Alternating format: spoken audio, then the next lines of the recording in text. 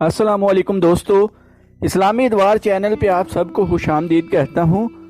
आज मैं आपके लिए शमशीर बेनियाम की 35वीं एपिसोड लेके आया हूँ। जिन दोस्तों ने चैनल को सब्सक्राइब नहीं किया वो चैनल को सब्सक्राइब कर लें। तो चलिए आइए आज की स्टोरी शुरू करते हैं। मैं कल सुबह इस लड़की को ले जाऊंगा, बूढ़े ने कहा। मैं तुम्हें एक बात बता देना चाहता हूँ, काहन ने कहा। मैंने तुम्हारे कहने पर उन लोगों को कहा है कि फौरन हमला करें, लेकिन इन सरदारों में समझ बूझ है, हालात को समझ लेते हैं। इनका बूढ़ा सरदार दुरैद बिन सुमा पहले से जानता था कि मुसलमान मक्का में अभी जम के नहीं बैठ सके। उनके सामने और बहुत से मसले हैं, इन पर हमले के लिए यही वक्त मौजू है। हवाजन और सकीफ के सरदार अपने इरादे की तस्दीक के लिए मेरे पास आए थे। अच्छा हुआ कि उनसे पहले तुम चोरी छुपे मेरे पास आ गए थे। मेरा मकसद सिर्फ ये है कि मुसलमानों को ख़त्म किया जाए, बूढ़े यहूदी ने कहा। मौरख लिखते हैं कि हवाजन और सकीफ दो ताकतवर कबीले थे। मुसलमानों ने मक्का फतह कर लिया तो उन दोनों कबीलों को ये खतरा महसूस हुआ कि दोनों के लोग अलग अलग बस्तियों में रहते हैं और बस्तियों की तादाद ज्यादा है और ये एक दूसरी से दूर दूर भी हैं। मुसलमान हर बस्ती पर काबज होकर दोनों कबीलों को टुकड़े टुकड़े कर देंगे। उन्होंने सोचा कि कबीलों को मुत्तहिद करके मुसलमानों पर हल्ला बोल दिया जाए। दोनों कबीले लड़ने वाले आदमियों को साथ लेकर हुनैन के करीब ओतास के मकाम पर ले गए। इनके सरदारों ने छोटे छोटे कई और कबाइल को इस किस्म के पैगाम भेजकर मुसलमान उनकी बस्तियों को तबाह बर्बाद करने के लिए आ रहे हैं अपने इत्तेहादी बना लिया था। इस मुत्तहिदा लश्कर की तादाद 12,000 हो गई। इसका सिपा सलार मालिक बिन औफ था। उसने लश्कर के हर आदमी को इजाजत दे दी थी कि वो अपने बीवी बच्चों और मवेशियों को साथ ले आए। उसने इस इजाजत का जवाब ये पेश किया था कि मक्का का मुहासरा बहुत लंबा भी हो सकता है। अगर ऐसा हुआ तो लश्करियों को अपने बीवी बच्चों और मवेशियों का गम होगा कि मालूम नहीं कैसे हों। इस इजाजत से तकरीबन सब ने फायदा उठाया था।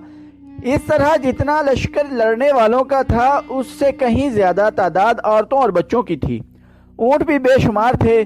दुरैद बिन सुमा बहुत बूढ़ा था, वो मैदान जंग में जाने के काबिल नहीं था, लेकिन लड़ने और लड़ाने का जो तजर्बा उसे था वो और किसी को नहीं था। सिपा सलार मालिक बिन औफ को बनाया गया था, लेकिन इसमें खूबी सिर्फ ये थी कि वह बहुत जोशीला था। दुरैद को उसके तजर्बे की वजह से बुलाया गया था। दुरैद बिन सुमा उस वक्त इस लश्कर में शामिल हुआ जब लश्कर ओतास के मकाम पर खैमाजन था। वो शाम के वक्त पहुंचा। उसे बच्चों के रोने की आवाजें सुनाई दी। उसने बकरियों और गधों की आवाजें भी सुनी। उसने किसी से पूछा कि लश्कर के साथ बच्चे, बकरियां और गधे कौन लाया है। उसे बताया गया कि सिपा सलार ने बाल बच्चे और मवेशी साथ ले जाने की न सिर्फ इजाजत दी है बल्कि उन्हें साथ लाने की हौसला अफजाई की है। मालिक दुरैद बिन सुमा ने मालिक बिन औफ के खेमे में जाकर पूछा, ये तूने क्या किया है? मैंने ऐसा लश्कर पहली बार देखा है जो लड़ने वाले लश्कर की बजाय नकल मकानी करने वालों का काफिला मालूम होता है। मुझे तुम्हारी जंगी फहमो फरासत पर जरा सा भी शक नहीं मेरे बुजुर्ग, मालिक बिन औफ ने कहा, लेकिन मैंने जो सोचा है वो तुम सारी उम्र नहीं सोच सके। मैंने लश्करियों से कहा तो ये है कि मुहासरा लंबा हो जाने की सूरत में उन्हें अपने अहल-ओ-याल और माल मवेशी के मुतल्लिक परेशानी पैदा हो जाएगी, लेकिन मैंने सोचा कुछ और है। मैं मक्का को मुहासरे में नहीं लूंगा बल्कि यलगार करूंगा। मुसलमानों को हम बेखबरी में जा लेंगे। तुम्हें मालूम है कि लड़ने में मुसलमान कितने तेज और अक्लमंद हैं। वो पैंतरे बदल बदल कर लड़ेंगे। हो सकता है हमारे आदमी उनकी बेजिगरी के आगे ठहर न सकें। वो जब देखेंगे कि उनकी औरतें और जवान बेटियां और बच्चे और दूध देने वाले मवेशी भी साथ हैं तो वो उन्हें बचाने के लिए जान की बाजी लगा कर लड़ेंगे और ज्यादा बहादुरी से लड़ेंगे, भागेंगे नहीं। तजर्बा उम्र से हासिल होता है मालिक, दुरैद ने कहा। तेरे पास जज्बा है, गैरत है, जुर्रत है, लेकिन अकल तेरी अभी खाम है। लड़ाई में उन लोगों का ध्यान आगे नहीं पीछे होगा। ये यही देखते रहेंगे कि दुश्मन पहलू या अकब से उनके बाल बच्चों तक तो नहीं आ गया। दुश्मन जब ان پر جوابی حملہ کرے گا تو یہ تیزی سے اپنے بیوی بچوں تک پہنچیں گے کہ یہ دشمن سے محفوظ رہیں۔ تو بہت بڑی کمزوری اپنے ساتھ لے آیا ہے۔ محمد صلی اللہ علیہ وآلہ وسلم کی جنگی قیادت کو تو نہیں جانتا، میں جانتا ہوں۔ اس کے پاس ایک سے ایک بڑھ کر قابل سالار ہیں۔ وہ تیری اسی کمزور رگ پر وار کریں گے۔ وہ کوشش کریں گے کہ تیرے لشکر کی عورتوں اور بچوں کو یرغمال میں لے لیں۔ انہیں دور پیچھے رہنے دو اور مکہ کو کوچ کرو۔ احترام کے قابل بزرگ مالک بن عوف نے کہا، تم بہت پرانی باتیں کر رہے ہو۔ تم نے محسوس نہیں کیا کہ اتنی لمبی عمر نے تمہیں تجربوں سے تو مالا مال کر دیا ہے، لیکن عمر نے تمہاری عقل کمزور کر دی ہے۔ اگر میں سپہ سالار ہوں تو میرا حکم چلے گا۔ میں جہاں ضرورت سمجھوں گا تم سے مشورہ لے لوں گا۔ مورخوں نے لکھا ہے کہ درید بن السما یہ سوچ کر چپ ہو گیا کہ یہ موقع آپس میں الجھنے کا نہیں تھا۔ تم لشکر سے کچھ اور کہنا چاہتے ہو تو کہہ دو۔ مالک بن عوف نے کہا، جو کام مجھے کرنا ہے وہ میں تمہیں بتائے بغیر کروں گا۔ درید نے کہا، مجھ میں لڑنے کی طاقت نہیں رہی، لڑا سکتا ہوں۔ اس نے اپنے خیمے میں جا کر قبیلوں کے سرداروں کو بلایا اور اتنا ہی کہا، جب حملہ کرو گے تو تمہارا اتحاد نہ ٹوٹے۔ تمام لشکر سے کہہ دو کہ حملے سے پہلے تلواروں کی نیامیں توڑ کر پھینک دیں۔ عربوں میں یہ رسم تھی کہ لڑائی میں جب کوئی اپنی نیام توڑ دیتا تھا تو اس کا مطلب یہ ہوتا تھا کہ یہ شخص لڑتا ہوا جان دے دے گا، پیچھے نہیں ہٹے گا اور شکست نہیں کھائے گا۔ نیام توڑنے کو وہ فتح یا موت کا اعلان سمجھتے تھے۔ کسی بھی تاریخ میں ایسا اشارہ نہیں ملتا کہ درید بن السما نے قبیلوں کے سرداروں سے کہا ہو کہ وہ اپنے اہل و عیال کو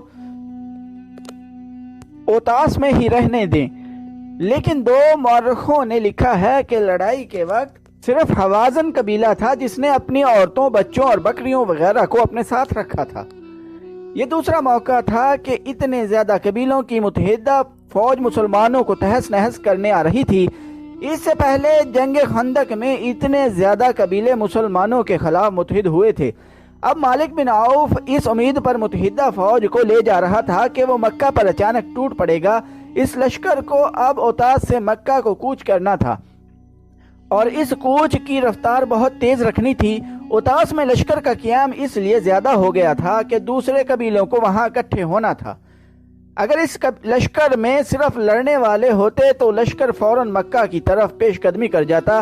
اس میں عورتیں اور بچے بھی تھے اور ان کا سامان بھی تھا، اس لیے وہاں سے کوچ میں خاصی تاخیر ہو گئی۔ اس دوران مکہ کی گلیوں میں ایک للکار سنائی دی، مسلمانوں ہوشیار، تیار ہو جاؤ۔ وہ ایک شتر سوار تھا جو رسول اکرم صلی اللہ علیہ وآلہ وسلم کے گھر کی طرف جاتے ہوئے اعلان کرتا جا رہا تھا، خدا کی قسم جو میں دیکھ آیا ہوں وہ تم میں سے کسی نے نہیں دیکھا۔ کیا شور مچاتے جا رہے ہو؟ کسی نے اسے کہا۔ رکو اور بتاؤ کیا دیکھ آئے ہو؟ رسول اللہ صلی اللہ علیہ وآلہ وسلم کو بتاؤں گا، وہ کہتا جا رہا تھا۔ تیار ہو جاؤ، حوازن اور ثقیف کا لشکر۔ رسول کریم صلی اللہ علیہ وآلہ وسلم کو اطلاع مل گئی کہ حوازن اور ثقیف کے قبیلوں کے ساتھ دوسرے قبیلوں کے ہزاروں لوگ اوتاس کے قریب خیمہ زن ہیں اور ان کا ارادہ مکہ پر حملے کا ہے اور وہ کوچ کرنے والے ہیں۔ تاریخوں میں اس شخص کا نام نہیں ملتا جس نے اوتاس میں اس متحدہ لشکر کو دیکھا اور یہ بھی معلوم کر لیا تھا کہ لشکر کا ارادہ کیا ہے۔ مورخوں نے اتنا ہی لکھا ہے کہ رسول کریم صلی اللہ علیہ وآلہ وسلم کو قبل از وقت غیر مسلم قبیلوں کے اجتماع کی خبر مل گئی۔ ان مورخوں کے مطابق اور بعد کے مبصروں کی تحریروں کے مطابق رسول اکرم صلی اللہ علیہ وآلہ وسلم کی خواہش اور کوشش یہ تھی کہ جنگ و جدل سے گریز کیا جائے اور ان غیر مسلموں کو جو آپ صلی اللہ علیہ وآلہ وسلم کو اور مسلمانوں کو دشمن سمجھتے اور آپ صلی اللہ علیہ وآلہ وسلم کے خلاف سازشیں تیار کرتے رہتے تھے، انہیں خیر سگالی اور بھائی چارے کے پیغام دیے جائیں۔ اس خواہش اور کوشش کے علاوہ جنوری 630 عیسوی میں حضور اکرم صلی اللہ علیہ وآلہ وسلم لڑنے کی پوزیشن میں نہیں تھے، کیونکہ آپ صلی اللہ علیہ وآلہ وسلم نے مکہ کو چند ہی دن پہلے اپنی تحویل میں لیا تھا اور شہر کے انتظامات میں مصروف تھے۔ حضور اکرم صلی اللہ علیہ وآلہ وسلم کو مشورے دیے گئے کہ شہری انتظامات کو ملتوی کر کے دفاعی انتظامات کی طرف فوری توجہ دی جائے اور دشمن کے حملے یا محاصرے کا انتظام کیا جائے۔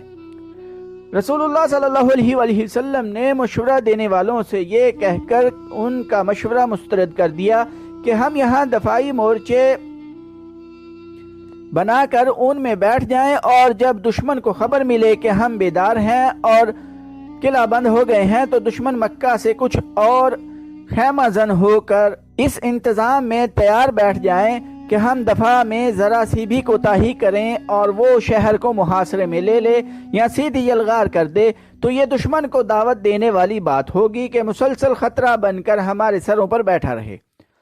اس دور کے مختلف تحریروں سے صاف پتہ چلتا ہے کہ رسول کریم صلی اللہ علیہ وآلہ وسلم نے یہ اصول وضع کیا اور مسلمانوں کو ذہن نشین کرایا تھا کہ دشمن اگر اپنے گھر بیٹھ کر ہی للکارے تو اس کی للکار کا جواب ٹھوس طریقے یعنی عملی طریقے سے دو۔ دوسرا یہ کہ دشمن کی نیت اور اس کے عزائم کا علم ہو جائے تو اپنی سرحدوں کے اندر بیٹھ کر اس کا انتظام نہ کرتے رہو، اس پر حملہ کر دو۔ اور حضور صلی اللہ علیہ وآلہ وسلم نے اپنی امت کو تیسرا اصول یہ دیا کہ ہر وقت تیاری کی حالت میں رہو اور دشمن کو احساس دلا دو کہ وہ تمہیں للکارے گا یا تمہارے لیے خطرہ بننے کی کوشش کرے گا تو تم بجلی کی طرح ان پر کون دو گے۔ نہیں، ایسا نہیں ہو سکتا۔ مالک بن عوف اپنے خیمے میں غصے سے بار بار زمین پر پاؤں مارتا اور کہتا تھا، وہ اتنی جلدی کس طرح یہاں تک پہنچ سکتے ہیں؟ کیا ہم اپنے ساتھ غداروں کو بھی لائے تھے جنہوں نے محمد صلی اللہ علیہ وآلہ وسلم کو بہت دن پہلے خبردار کر دیا تھا کہ ہم آ رہے ہیں؟ خود جا کر دیکھ لے مالک، بوڑھے درید بن السما نے کہا، اپنی آنکھوں سے دیکھ لے۔ اگر میں جھوٹ بول رہا ہوں تو اپنے دیوتا لات کو دھوکہ دے رہا ہوں۔ اس آدمی نے کہا جو دیکھ آیا تھا کہ مسلمانوں کا ایک لشکر جس کی تعداد کم و بیش 10,000 تھی جنین کے قریب آ کر پڑاؤ کیے ہوئے تھا۔ اس نے کہا، انہوں نے خیمے نہیں گاڑے، وہ تیاری کی حالت میں ہیں، اور یہ بھی جھوٹ نہیں کہ اس لشکر کا سپہ سالار محمد صلی اللہ علیہ وآلہ وسلم خود ہے۔ مالک بن عوف غصے سے باولا ہوا جا رہا تھا۔ وہ مسلمانوں پر اچانک ٹوٹ پڑنے چلا تھا۔ اس نے اوتاس سے مکہ کی طرف پیش قدمی کا حکم دے دیا تھا، مگر اسے اطلاع ملی کہ مسلمان اپنے رسول اللہ صلی اللہ علیہ وآلہ وسلم کی قیادت میں اس کی جمعیت سے تھوڑی ہی دور حنین کے گرد و نواح میں آ گئے ہیں اور مقابلے کے لیے تیار ہیں۔ غصہ تیری عقل کو کمزور کر رہا ہے مالک، درید نے اسے کہا۔ اب محاصرے اور یلغار کو دماغ سے نکال اور اس زمین سے فائدہ اٹھا جس پر مسلمانوں سے تیرا مقابلہ ہوگا۔ تو اچھی چالیں سوچ سکتا ہے تو دشمن کو دھوکہ دے سکتا ہے۔ تجھ میں جرت ہے، پھر تو کیوں پریشان ہو رہا ہے؟ میں تیرے ساتھ ہوں۔ میں تجھے ایک بار پھر کہتا ہوں کہ حوازن کے لوگوں نے اپنی عورتوں اور اپنے بچوں اور اپنے مویشیوں کو ساتھ لا کر اچھا نہیں کیا۔ آ میرے ساتھ حنین کی وادی کو دیکھیں۔ وہ دونوں اس علاقے کو دیکھنے چل پڑے جہاں لڑائی متوقع تھی۔ رسول اکرم صلی اللہ علیہ وآلہ وسلم کے ساتھ مجاہدین کی جو فوج تھی اس کی تعداد 12,000 تھی۔ نفری میں مکہ کے 2,000 افراد ایسے تھے جنہیں اسلام قبول کیے ابھی چند دن ہی ہوئے تھے۔ بعض صحابہ اکرام ان 9 مسلموں پر بھروسہ کرنے پر آمادہ نہیں تھے، لیکن اللہ کے رسول صلی اللہ علیہ وآلہ وسلم کو اپنے اللہ پر بھروسہ تھا۔ ابو سفیان، اکرمہ اور صفوان بھی 9 مسلم تھے۔ یہ تینوں سرداری اور سالاری کے رتبوں کے افراد تھے جن کا 9 مسلم قریش پر اثر و رسوخ بھی تھا، لیکن دیکھا گیا کہ یہ سب اپنی مرضی سے اس لشکر میں شامل ہوئے تھے۔ ایک مورخ نے لکھا ہے کہ ان تینوں نے مجاہدین کے لیے کم و بیش 100 زرہ بختر دیے تھے۔ یہ لشکر 25 جنوری 630 عیسوی کو صبح مکہ سے روانہ ہوا اور 31 جنوری کی شام حنین کے گرد و نواح میں پہنچ گیا تھا۔ کوچ برق رفتار تھا۔ رسول کریم صلی اللہ علیہ وآلہ وسلم کو معلوم تھا کہ قبیلہ حوازن اور قبیلہ ثقیف لڑنے والے قبیلے ہیں اور ان کے قائد درید اور مالک جنگی فہم و فراست اور چالوں سے بخوبی واقف ہیں۔ اس لیے آپ صلی اللہ علیہ وآلہ وسلم نے ہر اول جن 700 مجاہدین کو رکھا وہ بنو سلیم کے تھے اور ان کے کمانڈر خالد رضی اللہ عنہ بن ولید تھے۔ حنین ایک وادی ہے جو مکہ سے 11 میل دور ہے۔ بعض جگہوں پر یہ وادی 7 میل چوڑی ہے، کہیں اس کی چوڑائی اس سے بھی کم ہے، اور حنین کے قریب جا کر وادی کی چوڑائی کم ہوتے ہوتے بمشکل 2 فرلانگ رہ جاتی ہے۔ یہاں سے وادی کی سطح اوپر کو اٹھتی ہے، یعنی یہ چڑھائی ہے۔ آگے ایک درہ نما راستہ ہے جو دائیں بائیں مڑتا ایک اور وادی میں داخل ہوتا ہے۔ اس وادی کا نام نخلۃ الیمانیہ ہے۔ راستہ خاصا تنگ ہے۔ مسلمانوں نے اپنے جاسوسوں کی آنکھوں سے دیکھا کہ قبیلوں کی متحدہ فوج ابھی اوتاس کے قریب خیمہ زن ہے، مگر جاسوس رات کی تاریکی میں نہ جھانک سکے، یا انہوں نے ضرورت ہی محسوس نہ کی کہ رات کو بھی دیکھ لیتے کہ دشمن کوئی نقل و حرکت تو نہیں کر رہا۔ دن کے دوران متحدہ قبیلوں کے کیمپ میں کوچ یا پیش قدمی کی تیاری کے کوئی آثار نظر نہ آئے۔ کیمپ پر مردنی سی چھائی ہوئی تھی، کوئی سرگرمی نہیں تھی۔ 1 فروری 630 عیسوی کی سحر مجاہدین نے اوتاس کی طرف پیش قدمی کی۔ سکیم یہ تھی کہ دشمن کے کیمپ پر یلغار کی جائے گی۔ امید یہی تھی کہ دشمن کو بے خبری میں جا لیں گے۔ پیش قدمی مکمل طور پر منظم تھی۔ ہر اول میں بنو سلیم کے مجاہدین تھے، جن کے قائد خالد رضی اللہ عنہ بن ولید تھے۔ اس حیثیت میں خالد رضی اللہ عنہ سب سے آگے تھے۔ اسلامی فوج کی نفری تو 12,000 تھی، لیکن اس باقاعدہ فوج کے ساتھ ایک باقاعدہ فوج بھی تھی جس کی نفری 20,000 تھی۔ یہ مکہ اور گرد و نواح کے لوگ تھے جو فوج کی مدد کے لیے ساتھ آئے تھے۔ تو دوستو، آج کی ایپیسوڈ ادھر ہی ختم کرتے ہیں۔ جن لوگوں نے چینل کو سبسکرائب نہیں کیا وہ چینل کو سبسکرائب کر لیں۔ لائک، کمنٹ اور شیئر کرنا نہ بھولیے گا۔ ٹائم دینے کے لیے شکریہ۔ اللہ حافظ۔